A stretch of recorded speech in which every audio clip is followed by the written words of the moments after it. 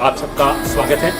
राष्ट्र के युवा संत परम पूज्य भाई श्री संतोष सागर जी महाराज राजस्थान में बीकानेर के श्री डूंगरगढ़ में जन्मे युवा संत के द्वारा एक दिव्य संकल्प, जिसके अंतर्गत राजस्थान के 33 जिलों की यात्रा सनातन धर्म व्रत के माध्यम से नित्य प्रति यज्ञ का आयोजन 9 से 11 बजे तक अपराह्न विभिन्न स्कूलों में जाकर 1.25 लाख निःशुल्क गीता वितरण का एक संकल्प और रोजाना 3 बजे से 7 बजे तक जिस क्षेत्र में ये सनातन धर्म यात्रा होती है वहाँ पर 7 दिवसीय श्रीमद् भागवत कथा ज्ञान यज्ञ का आयोजन। उद्देश्य जो भागवत कथा का है वो ये है कि हर घर में हमारे 4 वेदों की स्थापना हो। निःशुल्क जो गीता वितरण का कार्यक्रम है उससे बच्चों में आत्मविश्वास पैदा करना, क्योंकि अनेक बल बच्चों के पास हो सकते हैं, ज्ञान प्राप्त कर सकते हैं, शारीरिक बल प्राप्त कर सकते हैं, धन प्राप्त कर सकते हैं, लेकिन मनोबल नहीं आएगा तब तक बच्चे उस मुकाम हासिल नहीं कर पाएंगे। जिस तरह की घटनाएं बातचीत करेंगे देश में हो रही है, बड़े बड़े लोग आत्महत्याएं करें, उसके पीछे एकमात्र कारण है उनके पास सारे बल है लेकिन आत्मबल नहीं है। ये सारी चीज़ों को लेकर राष्ट्र का एक युवा संत सनातन धर्म यात्रा के रूप में पहुंच निकला है और पंचम पड़ाव के अंतर्गत समय रानी सती के क्षेत्र, माँ भवानी के क्षेत्र श्री झुंझुनू में इस समय सनातन धर्म यात्रा चल रही है। आज हमारा सौभाग्य है कि झुंझुनू जिले की एक बहुत अच्छी अकेडमी आकाश कैरियर इंस्टीट्यूट में महाराज श्री का पावन आगमन हुआ है और आज यहाँ पर लगभग 500 बच्चों को भाई श्री जो हैं वो संबोधित करेंगे, अपने अमृत वचनों से लाभान्वित करेंगे और बच्चों को निःशुल्क गीता वितरण करेंगे। आइए एशियाई से इस कार्यक्रम का अवलोकन करते हैं।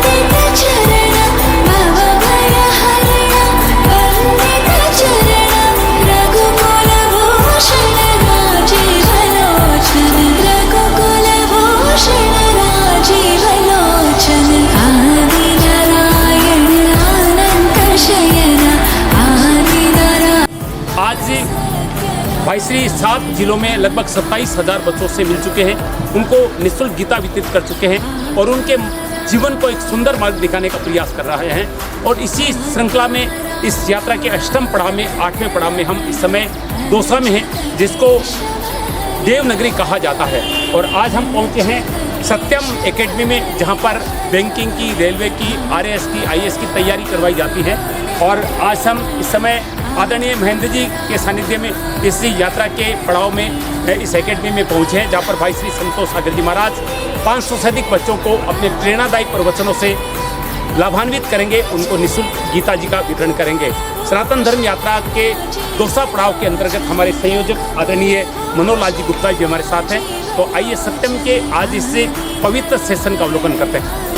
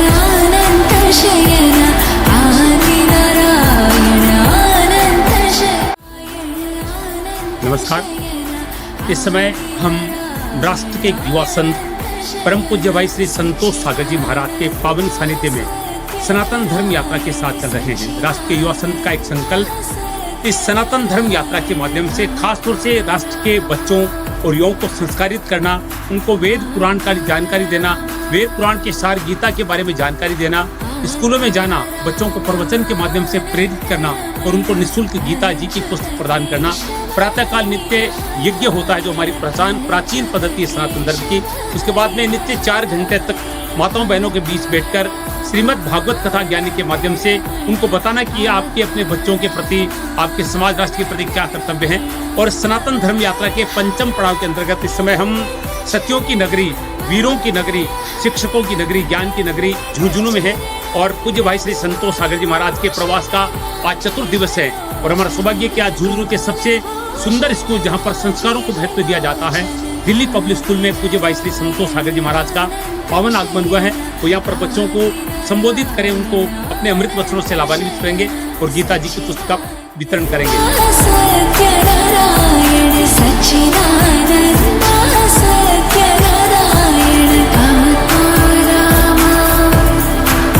श्री कृष्ण और किसको सुनाते हैं?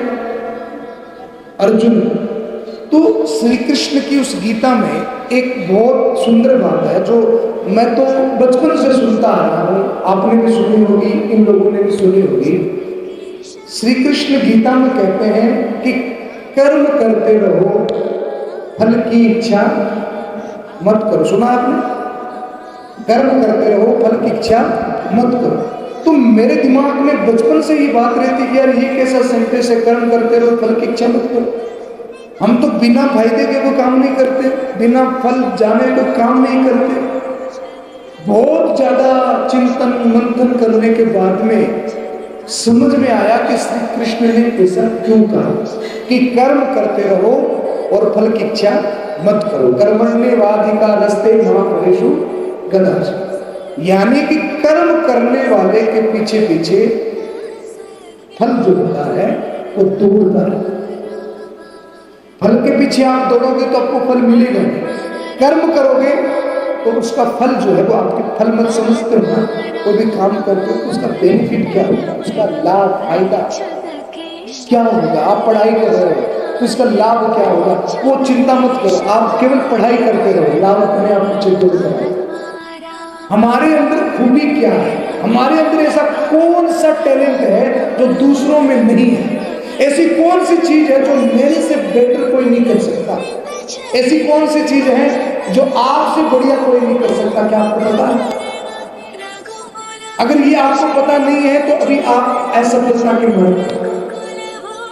तो सबसे पहले तो अपने अंदर की खोज शुरू करो कि ऐसी कौन सी चीज है जो मेरे से बढ़िया कोई नहीं कर सकता। और वो चीज जिस दिन आपने ढूंढ ली उस दिन आप सफल हो जाओ। मैं बच्चों से अक्सर कहता हूँ एक कंपटीशन, एक प्रतिस्पर्धा, जिस प्रतिस्पर्धा में एक भालू, एक हाथी, एक घोड़ा, एक मछली और एक बंदर, 5 जानवर। और कंपटीशन क्या है? बोले पेड़ के ऊपर सबसे पहले कौन चढ़ेगा। अब तो इसमें कौन जीतेगा? हाथी क्यों नहीं? मछली क्यों नहीं? क्योंकि उसके अंदर बंदर के जैसा टैलेंट नहीं है। अब हाथी तो इतना बड़ा, इतना ताकतवर, पर बंदर तो चढ़ गया, हाथी नहीं चढ़ पाया। इसका मतलब हाथी को तो मायूस हो जाना चाहिए कि यार मैं नहीं कर सका। पर क्या जो हाथी कर सकता है वो बंदर कर सकता है? जो मछली कर सकती है वो घोड़ा कर सकता है क्या? अब बंदर को कहोगे पानी में तेल, तो मछली को भी कहे पानी में तेल, कौन जीत जाएगा? तो ये फर्क कहाँ पर है? ये फर्क है अपने टैलेंट में। तो आप सबके अंदर भी एक टैलेंट छुपा है। उस टैलेंट को आप पहचानें कि मेरे अंदर में क्या खूबी है। एक प्रश्न मैं आपसे करता हूँ, आप उसका जवाब दीजिएगा। मेरा प्रश्न ये है कि हम सब सफल होना चाहते हैं, हम सब आगे बढ़ना चाहते हैं, हम सब बड़े आदमी बनना चाहते हैं, हम सब कुछ अपने जीवन में अचीव करना चाहते हैं, कुछ करना चाहते हैं। तो मैं ये पूछना चाहता हूँ कि जिंदगी के सफर में हार कौन जाए? हारता कौन? जी, जिसको खुद पर एकदम परफेक्ट जवाब। ताली बजाओ उसके लिए। जिंदगी में हार कौन जाता है? बोले जिसको खुद पर विश्वास नहीं होता। श्रीमद् भगवत गीता में श्री कृष्ण ने क्या लिखा पता है? बोले संशय आत्मा विनश्यति। उस बुढ़िया ने जो जवाब दिया ना, जो अपने आप पर विश्वास नहीं करता वो हार जाता। तो जिंदगी में हार कौन जाता है, इस बात की गांठ बांध लेना। अगर आपको अपनी लाइफ में विजय होना तो जिंदगी में कौन हार जाता है? बोले संशय आत्मा विनश्यति।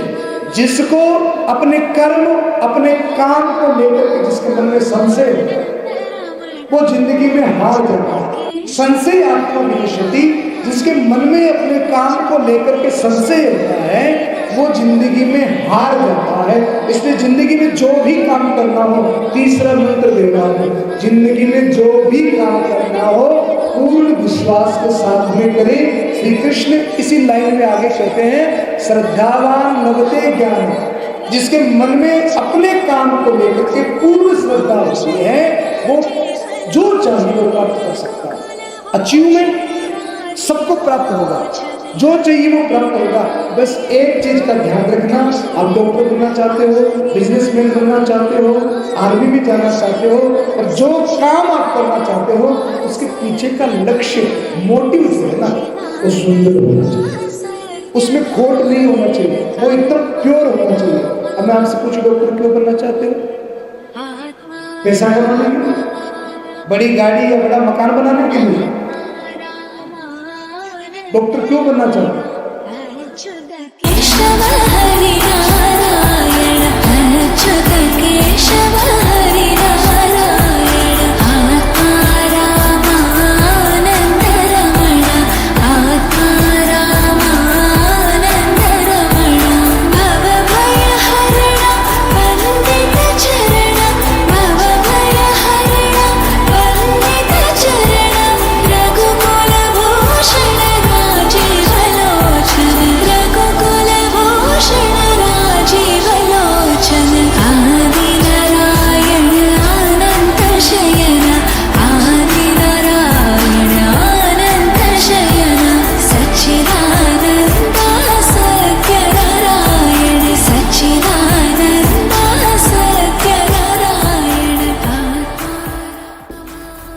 जितने तुम पढ़ाई से बहाने लोगे ना, तुम क्या करोगे पता? तुम मैम को, मम्मी को या पापा को धोखा नहीं दे। तुम धोखा किसके साथ में कर रहे हो? स्वयं के साथ, अपने आप के साथ में कर रहे हो। तो पहली चीज क्या है? प्रतिभा, अपने टैलेंट को खोजो। और दूसरी चीज क्या है? बोलो, पुरुषार्थ। और तीसरी चीज है पराक्रम। पराक्रमी बनो। पराक्रमी का मतलब ये नहीं कि हम कोई प्रतिस्पर्धा में घुस जाए, कोई कंपटीशन में घुस जाए। हमें किसी से कंपटीशन नहीं करना है, कोई प्रतिस्पर्धा नहीं करनी है। तो अपने जीवन में टारगेट लेना, एक लक्ष्य लेना है, और उस लक्ष्य को पाने के लिए इतना पराक्रम करो। लक्ष्य जो है वो सदैव बड़ा रखना चाहिए, कभी छोटा मत सोचो। छोटा सोचकर तुम अपनी ही बुद्धि का अपमान करते हो।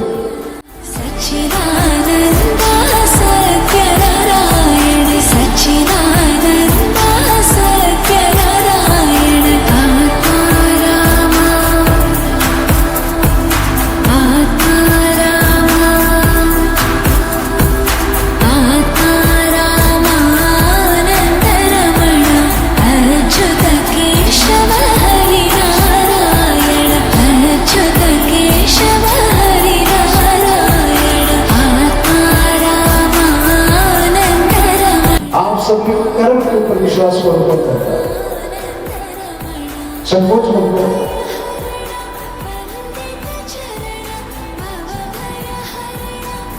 आप अपने घर से संकोच मत करो। समथिंग कर्म के ऊपर सभी लोग विश्वास करते हैं, आप नीचे बोलिए। अब दूसरा क्वेश्चन, भाग्य के ऊपर कौन कौन विश्वास करते हैं? ईमानदारी से एक भाई ने आगे कर दिया, आप भाग्य के ऊपर विश्वास करते हैं, तो आप तो क्यों नहीं हो? इसमें भी आलस्य है क्या? एक स्कूल में एक टीचर ने कहा कि भैया जो मेरे क्लास में सबसे ज्यादा आलसी होगा मैं उसको एप्पल का मोबाइल दूंगा। इसका एप्पल का ब्रांडेड मोबाइल दूंगा। तो हाथ ऊपर करो कि सबसे ज्यादा आलसी कौन है? तो किसी ने इतना हाथ ऊपर किया, किसी ने इतना ऊपर हाथ किया। एक तो मेरा जैसा आलसी ऐसे बैठा था, तो सर ने कहा कि तुझे मोबाइल नहीं चाहिए क्या, इनाम नहीं चाहिए सर, मोबाइल तो चाहिए, पर आप तो कौन करे। तो सर समझ गए कि यही सबसे ज्यादा आलसी है।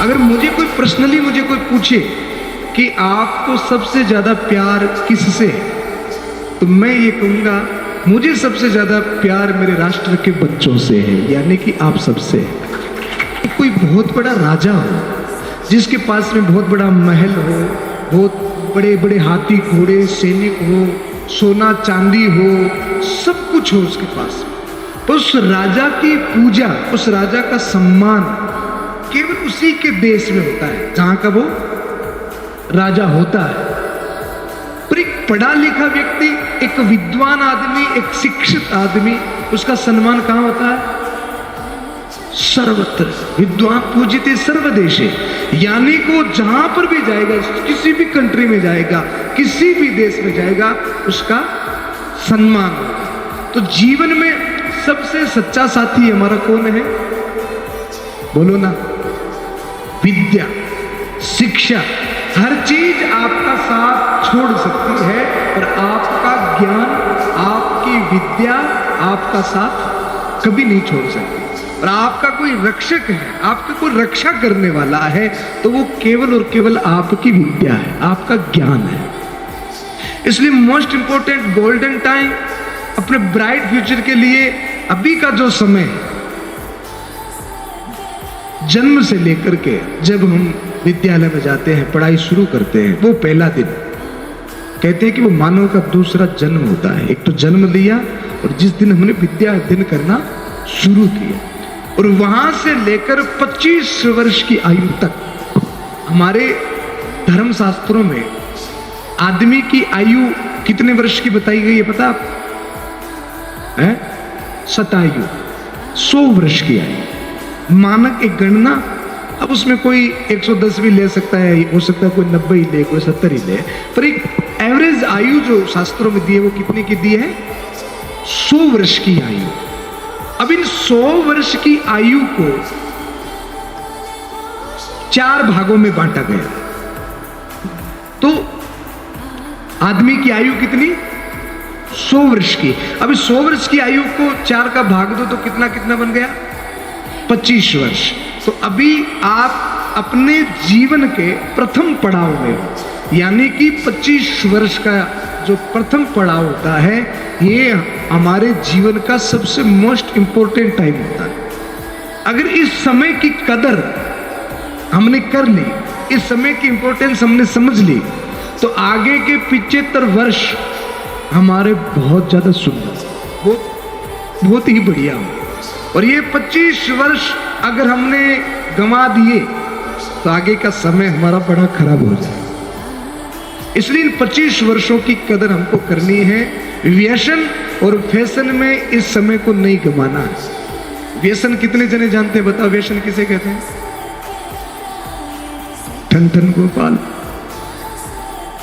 व्यसन, अरे आपका जन्म अमेरिका में हुआ है क्या? कहां जन्मे हो आप? खाली स्मोकिंग नहीं कह सकते, हाँ नशा। तो स्मोकिंग शब्द सही नहीं होगा। किसी भी प्रकार का नशा आप करते हो उसको व्यसन कहते हैं, चाहे वो चाय का नशा भी क्यों ना हो, चाहे वो मोबाइल चलाने का नशा क्यों ना हो, किसी भी प्रकार का नशा हमें खराब करता है। व्यसन का मतलब हम लोगों को समझ में नहीं आया। अभी आप इंग्लिश मीडियम में पढ़ रहे हो क्या? तो नशा को इंग्लिश में क्या कहते हैं? एडिक्शन। हाँ, मुझे इंग्लिश थोड़ी कमजोर है? तो अब देखो, मुझे अब यहां पर ही अपनी बात को छेड़ना होगा। हम हिंदुस्तान में जन्मे हैं, हमारी राष्ट्रभाषा क्या है? हिंदी। और हिंदी का एक छोटा सा शब्द हमें पता नहीं, व्यसन। बुरी बात है कि नहीं?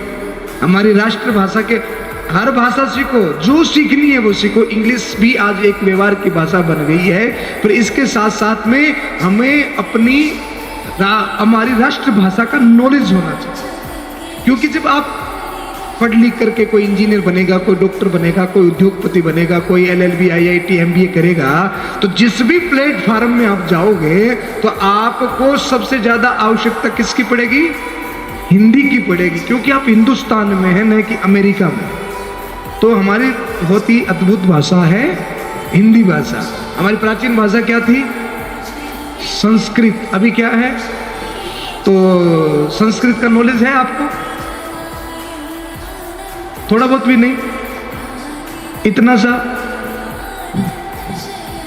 बहुत अच्छी बात है, पर संस्कृत भाषा जो है ना, हमारी प्राचीन वैदिक भाषा, जो हमारा गौरव था, और आज तक जितने भी शब्द निकले हैं वो सारे के सारे संस्कृत भाषा से निकले हैं। अभी हम 10, 20, 50 वर्ष कब निकल जाएंगे पता ही नहीं पड़ता। कभी बैठना अपने दादी दादा के पास में, वो कहेंगे पता ही नहीं पड़ा कब जीवन निकल गया। आइसक्रीम जैसे पिघलती है वैसे जीवन पिघल जाता है। यानी कि मोमबत्ती पिघलने से पहले हजारों लोगों के जीवन में प्रकाश कर देती है, रोशनी कर देती है। तो हमारा जीवन भी वैसा ही होना चाहिए। आप नर्सरी से लेकर जब IIT MBA LLB करेंगे, B.Ed करेंगे, तो अपने जीवन में हजारों किताबें आप पढ़ लेंगे, और उन हजारों किताबों से आपकी बुद्धि जो है वो बहुत तेज हो जाएगी। और वो बुद्धि तेज होने के साथ साथ में आपको नौकरी लग जाएंगे तो धन बल भी आ जाएगा। यानी कि कुछ बहुत बड़ा करने के लिए ज्यादा समय की आवश्यकता नहीं होती। बोले 35 वर्ष की आयु जब हमारी हो जाए तो उस 35 वर्ष की आयु में नाम, पद, पैसा, सारी की सारी चीजें हमारे पास होनी चाहिए। नाम भी हो, पद भी हो, पैसा भी हो, हमारे जीवन में एक ऊर्जा हो, हमको सब जानने वाले हो। कीड़े मकोड़ों की जिंदगी हमको नहीं जीनी है। लाखों लोग रोज जन्म लेते हैं, लाखों लोग रोज मर भी जाते हैं। तो ये जो मोस्ट इंपोर्टेंट टाइम आपके पास है 25 वर्ष, इस 25 वर्ष का आपको बहुत ईमानदारी से पालन करना। अभी छुट्टियां हो रही है, निश्चित खेलना कूदना मौज करना, पर अपने लक्ष्य को, अपने सपने को भूलना नहीं है। ये नहीं है कि इसको आप एक साइड में ही कर दो। सपना वो नहीं होता जो सोने के बाद में आता है, सपना वो होता है जो हमको सोने ही नहीं देता। तो इसलिए हमको इन सपनों को जीना है। और जो आपने लक्ष्य लिया है, मैं कहता हूं आप अपने लक्ष्य को थोड़ा बड़ा करें। हमारे गुरुदेव कहा करते थे कि अगर आप आसमान का लक्ष्य लोगे तो पेड़ की जितनी ऊंचाई आपको निश्चित मिल जाएगी, पर आपका लक्ष्य ही पेड़ है तो आप जमीन पर ही रेंगते रहो। तो पहले तो अपना लक्ष्य बड़ा करो। और दूसरी चीज है, एक बहुत सुंदर मैसेज देके जा रहा हूं, आप इस बात को गांठ बांध लेना। किसी ने डॉक्टर बनने के लिए हाथ ऊपर किया, किसी ने इंजीनियर, बहुत सारे बच्चों ने एकेडमी के लिए, डिफेंस के लिए हाथ ऊपर किया। तो एक बात सुनिएगा, अगर आपको अपने जीवन में सफल होना है, ये बहुत बड़ा मंत्र दे रहा हूं, अगर आपको अपने जीवन में सफल होना है, पहली चीज तो ये जो समय है इसकी कदर करिए। तो सबसे पहली चीज है समय की कदर करें। दूसरी चीज जो सबसे बड़ा महामंत्र है, अपने टैलेंट को पहचानें। हर व्यक्ति के अंदर में एक खूबी होती है, एक टैलेंट होता है। आज से ही खोज करिए, उस टैलेंट को ढूंढिए कि मेरे अंदर में क्या टैलेंट है। प्रतिस्पर्धा में मत पड़िए कि इसको डॉक्टर बनना है तो मुझे भी डॉक्टर बनना है, ये इंजीनियर बनना है तो मुझे भी इंजीनियर बनना है, ये व्यापारी बनना है तो मुझे भी उद्योगपति बनना है। इस चक्कर में पड़ गए तो आपके जीवन में ब्रेक लग जाएगा। तो अगर आपको अपने जीवन में सफल होना है तो आज से ही अपने अंदर खोज शुरू कर दीजिए कि मेरे अंदर में क्या विशेषता है, मेरे अंदर का टैलेंट क्या है, ऐसी कौन सी चीज है जिसको मेरे से ज्यादा बेहतर, मेरे से ज्यादा बढ़िया कोई नहीं कर सकता। और जिस दिन उस चीज को आपने खोज लिया उसी दिन आप सफल हो जाएंगे, कोई नहीं रोक सकता, सफल हो। तो आज आपका छुट्टी का दिन है, ज्यादा समय मैं लूंगा नहीं। आज मैं आपके पास में एक विशेष बात बताने के लिए आया हूं। आपने कभी भगवत गीता के बारे में सुना है, पढ़ा है किसी ने? किसी को भगवत गीता के श्लोक आते हैं? इतने में एक बच्चा भी नहीं है जिसको एक आध भगवत गीता का श्लोक आता हो। संकोच मत करना, ये तो गर्वित होने की बात है। अच्छा, भगवत गीता किसने लिखी, किसने कही भगवत गीता? बोलो ना। श्री कृष्ण ने। किसको? अर्जुन को कही। तो आपको गीता के बारे में कुछ भी नॉलेज नहीं, एक श्लोक भी नहीं आता। ध्यान दीजिएगा, किताब कभी देखी आपने अपने घर पे है? कौन पढ़ता है इसे? नानी दादी। ये नानी दादी की पढ़ने की किताब नहीं है।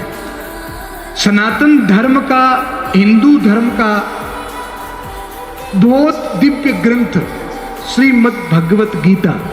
इस गीता में किसी रिलीजन संबंधित बात नहीं की गई, किसी धर्म विशेष की बात नहीं की। गीता वो ग्रंथ है जो आपके मनोबल को बढ़ाता है। गीता वो धर्म है जो आपको मानव बनना सिखाता है। गीता वो ग्रंथ है जो आपके मनोबल को बहुत बड़ा कर सकता है। गीता वो ग्रंथ है जो आपके जीवन में क्रांति ला सकता है। आप कभी गूगल करके देखना, दुनिया के 128 कंट्री में, चाहे वो फ्रांसीज हो, इटालियन हो, चाइनीज हो, हर एक भाषा में, हर एक बड़ी से बड़ी यूनिवर्सिटी में जो ग्रंथ पढ़ाया जाता है, हर भाषा में उसका नाम क्या है? श्रीमद् भगवत गीता। अभी गुजरात में तो इसको सिलेबस में भी लागू कर दिया, बच्चों को पढ़ाया जा रहा है। दुनिया में इससे बड़ी मनोचिकित्सक किताब नहीं है। ये वो किताब है जो आदमी के जीवन में क्रांति ला सकती है, जीवन को बदल सकती है। हमारे आदरणीय प्रधानमंत्री जी नरेंद्र जी मोदी कहीं पर भी जाते हैं, कितने भी बड़े व्यक्ति से क्यों न मिले, उनको कौन सी चीज भेंट करते हैं पता है? भगवत गीता। क्योंकि इससे अमूल्य धरोहर भारत के पास में है ही नहीं। तो सनातन धर्म का ये बहुत उच्चतम ग्रंथ है, और जिसने इस ग्रंथ को पढ़ लिया, समझ लिया, याद कर लिया, मैं आपको गारंटी देकर जाता हूं, आपको अपने जीवन में सफल होने से कोई ताकत नहीं रोक सकती, जिसने भगवत गीता को धारण कर लिया। ये बहुत ही ताकतवर, पावरफुल किताब है। माइंड, मन, आत्मबल इतना डेवलप हो जाएगा अगर आपने इसको पढ़ लिया। अभी छुट्टियां हो जाएगी, 1 महीना क्या करोगे? क्या करोगे? भगवत गीता, इसमें 700 श्लोक हैं। मैंने इस किताब को 15 दिन में याद किया। आप मुझसे ज़्यादा होशियार मुझे पता है, आप तो इसको और कम समय में याद कर सकते हो, पर जरूरी नहीं है कि आप इसको याद करो। जरूरी यह है कि आप इसको समझो कि आप सब कृष्ण से प्रेम करते हो कि नहीं करते, भगवान से। देखो, जो आदमी अपने राष्ट्र से प्रेम नहीं करता, जो बच्चा अपने माता पिता से प्रेम नहीं करता, जो बच्चा अपने गुरुजनों से प्रेम नहीं करता, जो बच्चा भगवान से प्रेम नहीं करता, तो वो अपने जीवन में सफल हो ही नहीं सकता। हमारा कर्तव्य है सबसे पहले राष्ट्र की सेवा, हमारा कर्तव्य है अपने मम्मी पापा की, माता पिता की सेवा, हमारा कर्तव्य है जिन गुरुजनों से हमने कुछ भी सीखा हो उन गुरुजनों की सेवा, और हमारा कर्तव्य है जिस परमात्मा ने हमको जन्म दिया उस परमात्मा के प्रति आस्था और उसकी सेवा। ये जरूरी है। ज्ञान योग, भक्ति योग, कर्म योग, तीनों बातें भगवत गीता में है। तो छुट्टियों में इस किताब का एक चैप्टर, 2 चैप्टर आप बेड पर, सोफे पर, गाड़ी में, छत पर, आंगन में, बाग में, गार्डन में, पार्टी में, जहाँ चाहो जब चाहो इसको पढ़ सकते हो। बस शर्त यह है कि इसको पढ़ना है, और पढ़ना ही नहीं है, इसमें जो कहा है, किसने कहा है? श्री कृष्ण ने कहा है। अब कृष्ण की बातें तो आपको पता है कितनी इंपॉर्टेंट होगी, कि कैसी कैसी बातें उन्होंने कही होगी। इसलिए जिस बच्चे ने इसको समझ लिया, बाकी कुछ समझना शेष नहीं रह जाता, आपका बुद्धि बल, मनोबल सब बढ़ जाएगा। तो छुट्टियों में रोज एक चैप्टर, 2 चैप्टर इसको पढ़ना।